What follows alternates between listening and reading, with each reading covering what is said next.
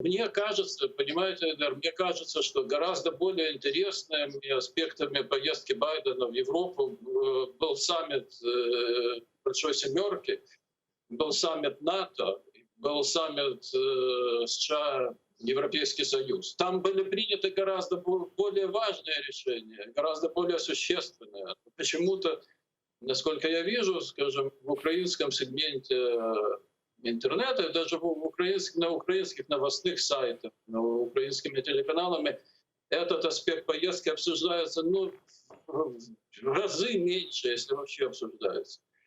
А между тем, например, возьмите вот такую вещь. На саммите Большой Семерки и на саммите США и ЕС было принято решение о том, что к 2030 году в 2 раза сократится выброс окиси углерода в атмосферу, а к 2050 году он будет сведен к нулю. А ведь это, между тем, означает переход на зеленую энергетику. И где вот будет, мне интересно, где будет Россия с нефтегазовой своей экономикой к 2030 году, где она будет к 2050 году? Вот этот вопрос очень мало обсуждается, а именно эти решения, они важны, потому что они определяют будущее, в котором мы будем жить, в котором наши дети, наши внуки будут жить. Причем это будущее не такое далекое.